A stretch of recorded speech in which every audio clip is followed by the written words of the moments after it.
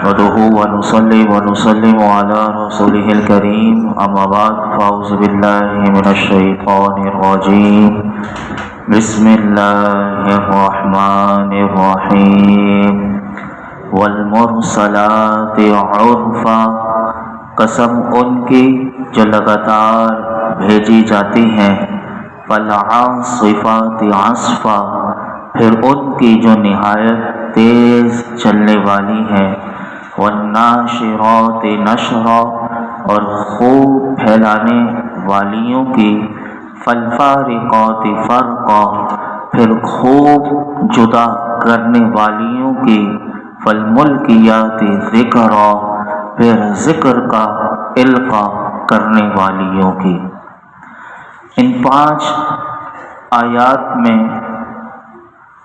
اللہ رب العالمین نے 5 صفات کی قسم ارشاد فرمائی، اور جن چیزوں کی یہ صفات ہیں ان کا آیات میں ذکر نہیں کیا گیا، اسی لیے مفسرین نے ان چیزوں کی تفسیر میں بہت سی وجوہات ذکر کی۔ مثلا مفسرین فرماتے ہیں کہ یہ 5 صفتیں ہواؤں کی بھی ہو سکتی ہیں، یہ 5 صفتیں فرشتوں کی بھی ہیں، یہ 5 صفتیں قرآن پاک کی آیات کی بھی ہیں، اور بعض مفسرین کہتے ہیں کہ پہلی 3 صفتیں ہواؤں کی ہیں، چوتھی صفت قرآن کریم کی آیات کی، اور 5ویں صفت فرشتوں کی، اور 5واں قول کہ پہلی 3 صفتیں ہواؤں کی جبکہ چوتھی اور 5ویں صفت فرشتوں کی۔ اب اگر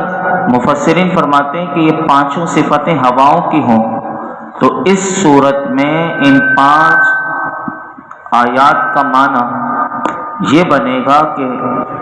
ان ہواؤں کی قسم کہ جو لگاتار بھیجی جاتی ہیں،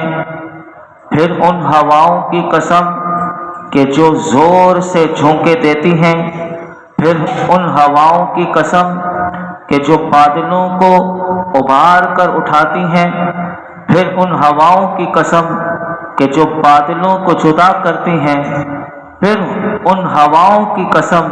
کہ جن کے زوردار جھونکوں سے درخت اکھڑ جاتے ہیں، شہر ویران ہو جاتے ہیں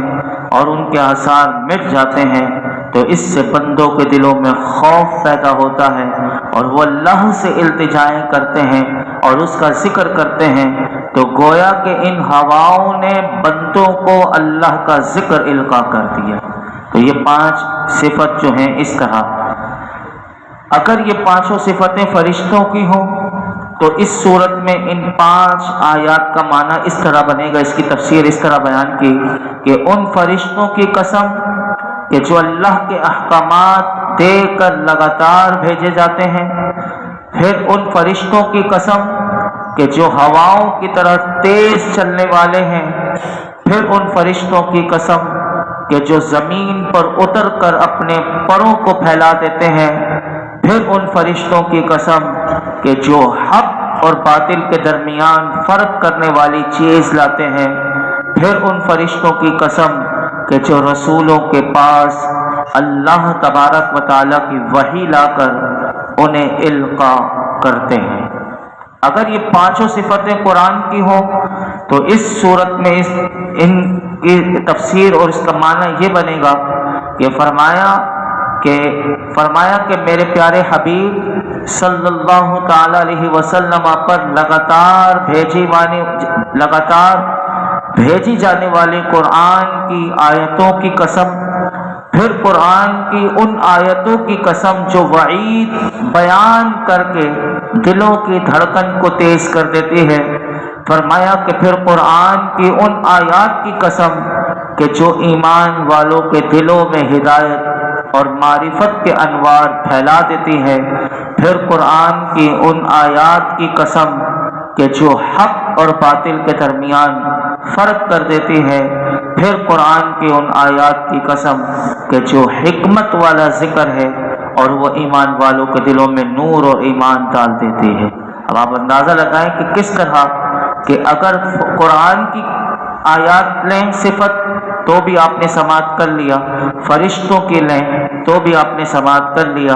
اور اگر ہواؤں کی صفتیں لیں تو بھی آپ نے اس کا ترجمہ سماعت کر لیا۔ اور یہ سورہ مرسلات جو ہے یہ 29ویں پارے کی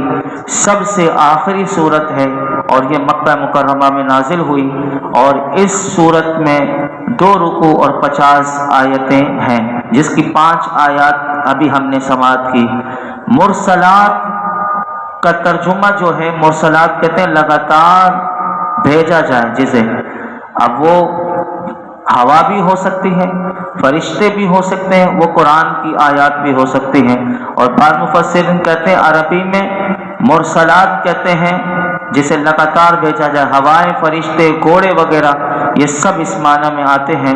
اور اس سے متعلق احادیث مبارکہ بھی ہیں، میں 2 حدیث مبارکہ پڑھ کر پھر میں آگے بڑھتا ہوں، کیونکہ اس کو ابتدا میں نے آپ کے سامنے عرض کرنا تھا، اس کا تعارف بھی۔ تو سورہ مرسلات کے حوالے سے حدیث پاک بھی سن لیجئے کہ حضرت عبداللہ بن مسعود رضی اللہ تعالیٰ عنہ فرماتے ہیں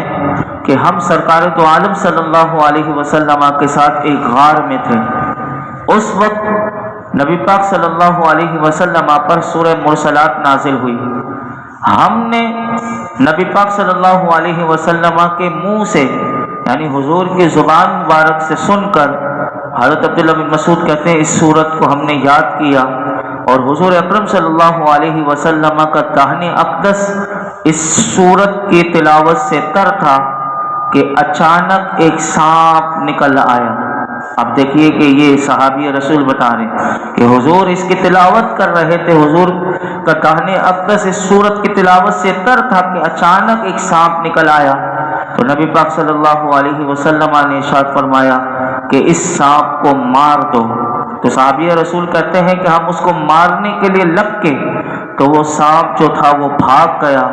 تو میرے آقا علیہ الصلوۃ والسلام نے ارشاد فرمایا وہ تمہارے شر سے بچایا گیا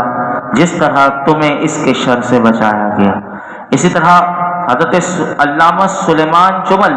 رحمۃ اللہ تعالی علیہ فرماتے ہیں کہ یہ غار مینا میں غار والمرسلات کے نام سے مشہور ہے، یعنی جہاں یہ سورت نازل ہوئی تھی یہ مینا کے میدان میں غار ہے، اور اس غار کا نام بھی وہ غار والمرسلات ہے۔ اور دوسری حدیث پاک اس حوالے سے، سورت کے حوالے سے یہ ہے کہ حضرت عبداللہ بن عباس رضی اللہ عنہما فرماتے ہیں کہ میری والدہ ام فضل نے مجھے سورہ والمرسلات سے لے کر غرفن تک پڑھتے ہوئے سنا، تو فرماتی ہیں اے میرے بیٹے، تم نے اپنی تلاوت کے ذریعے مجھے یہ سورت یاد کروا دی، اور یہ آخری سورت ہے کہ جو میں نے رسول اللہ صلی اللہ علیہ وسلم سے سنی، جسے آپ نماز مغرب میں پڑھا کرتے تھے، یعنی حضور علیہ الصلوۃ والسلام اس سورت کو نماز مغرب میں پڑھا کرتے تھے۔ 5 آیات کے بعد جو 6ٹھی آیت اور 7ویں آیت ہے کہ اتنی جو قسم کھائی گئی تو کیوں کھائی گئی اور کیوں اس کو بیان کیا گیا، آگے فرمایا عذرا او نذرا، عذر کی گنجائش نہ چھوڑنے کے لیے یا ڈرانے کے لیے، حجت تمام کرنے کے لیے یا ڈرانے کو، انما توعدون لواقع، بے شک جس بات کا تم سے وعدہ کیا جا رہا ہے وہ ضرور واقع ہونے والی ہے۔ اللہ نے فرمایا کہ ذکر کا القاء کرنا اس لیے ہے کہ مخلوق میں سے کسی کے لیے عذر بیان کرنے کی کوئی گنجائش نہ رہے یا انہیں اللہ کے عذاب سے ڈرانے کے لیے۔ اللہ نے 5 صفات کی قسم ذکر کر کے ارشاد فرمایا اے کافروں، اے کفار مکہ، کہ مرنے کے بعد اٹھائے جانے، عذاب دیے جانے اور قیامت کے آنے کا جو تم سے وعدہ کیا جا رہا ہے بار بار تمہیں میرے محبوب کی زبان سے، تو فرمایا یہ بات ضرور واقع ہونے والی ہے اور اس کے ہونے میں کوئی شک نہیں۔ اب دیکھیے یہ قسم کھا کر یہ بات بتائی گئی کہ وہ جب واقع ہوگی تو پھر اس کی علامات کیا ہوں گی، تو آگے علامات بھی بیان کر دی۔ اب دیکھیے قرآن کا اسلوب دیکھیں کہ کس کس انداز سے قیامت کا ذکر بیان کیا گیا۔ اب دیکھیے جیسے کہ یہاں پر آگے پھر قیامت کی علامات بیان کی گئی۔ فرمایا فَإِذَا النُّجُومُ طُمِسَتْ، پھر جب تارے مٹا دیے جائیں گے، وَإِذَا السَّمَاءُ فُرِجَتْ، اور جب آسمان پھاڑ دیے جائیں گے، وَإِذَا الْجِبَالُ نُصِفَتْ، جب پہاڑ غبار بنا کر اڑا دیے جائیں گے۔ قیامت کی 3 علامات اللہ نے بیان کی۔ پہلی علامت یہ بیان کی کہ یاد رکھو کہ اس دن ستاروں کو بے نور کر کے مٹا دیا جائے گا، یعنی اس میں سے روشنی غائب کر دی جائے گی۔ اور قیامت کے دن ستاروں کی ایک اور حالت کو بیان کرتے ہوئے اللہ تعالیٰ قرآن مجید میں ایک اور مقام پر ارشاد فرماتا ہے کہ وَإِذَا النُّجُومُ انْكَدَرَتْ، جب تارے جھڑ پڑیں گے، اور فرمایا وَإِذَا الْكَوَاكِبُ انْتَثَرَتْ، جب ستارے جھڑ پڑیں گے یعنی ٹوٹ جائیں گے اور آسمان میں وہ نہیں رہیں گے۔ اور دوسری علامت اللہ نے یہ بیان کی کہ اللہ کے خوف سے قیامت کے دن آسمان جو ہے وہ پھٹ جائیں گے اور اس میں سوراخ ہو جائیں گے۔ قیامت کے دن آسمان پھٹنے کے بعد کی حالتیں بیان کرتے ہوئے ایک اور مقام پر اللہ ارشاد فرماتا ہے کہ جیسے کہ سورہ رحمان میں آپ نے سماعت کیا تھا، اللہ فرماتا ہے فَإِذَا انشَقَّتِ السَّمَاءُ فَكَانَتْ وَرْدَةً كَالدِّهَانِ، کہ پھر جب آسمان پھٹ جائے گا تو گلاب کے پھول جیسا سرخ ہو جائے گا، یعنی آج جو نیلا آسمان ہے لیکن جب یہ پھٹے گا تو فرمایا کہ سرخ چمڑے کی طرح ہو جائے گا یا سرخ پھول کے جیسا ہو جائے گا۔ اور اسی طرح ایک اور مقام پر اللہ نے اسی آسمان کہ آج یہ کتنا مضبوط ہمیں نظر آ رہا ہے کہ اس میں کوئی شگاف نہیں، لیکن جب وہ وقت آئے گا قیامت کا تو اللہ فرماتا ہے وَانشَقَّتِ السَّمَاءُ فَهِيَ يَوْمَئِذٍ وَاهِيَةٌ، اور آسمان پھٹ جائے گا تو اس دن وہ بہت کمزور ہوگا۔ اور تیسری علامت اسی آیت کریمہ میں اللہ نے یہ بیان کی کہ آج جو پہاڑ سخت پتھر کی مانند ہے، لیکن جب وہ وقت آئے گا قیامت کا تو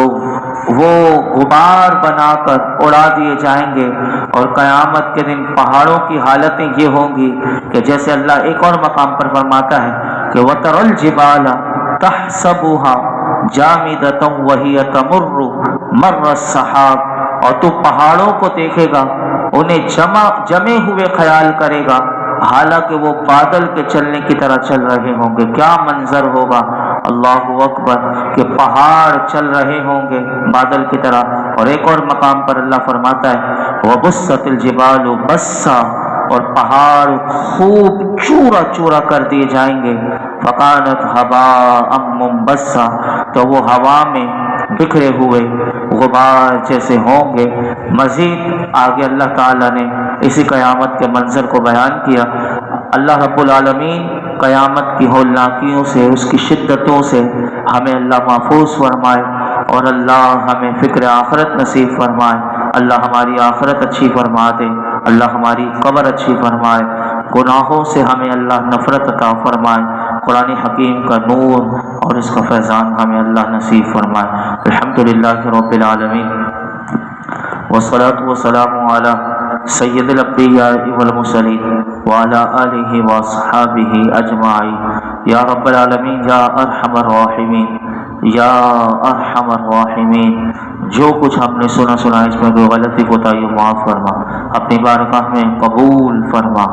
رب کریم قرآن حکیم کا نور اور اس کا فیضان ہمیں نصیب فرما۔ یا رب العالمین، ہمیں ہر قسم کے گناہوں سے بچنے کی توفیق عطا فرما۔ ہمارے ماں باپ کی ساری امت مسلمہ کی بے حساب مغفرت فرما۔ یا رب العالمین، یا ارحم الراحمین، ایمان و عافیت پہ زندگی اور ایمان و عافیت میں ہم سب کا خاتمہ فرما، خاتمہ بالایمان، خاتمہ بالخیر فرما، جنت الفردوس عطا فرما، جہنم سے پناہ عطا فرما، جہنم کے عذابات سے ہمیں محفوظ فرما، قبر کے عذاب سے محفوظ فرما، ہماری آخرت اچھی فرما دے۔ آج تک ہم نے جتنے دعائیں کی ہیں آئندہ کریں گے، اللہ ہماری تمام دعاؤں کو قبول فرما۔ یہ جتنے حاضرین موجود ہیں اللہ سب کی دلی جائز مرادوں پر اپنی رحمت کی نظر فرما۔ وصلی اللہ تعالی علی خیر خلقہ محمد وعلی آلہ وصحبہ اجمعین۔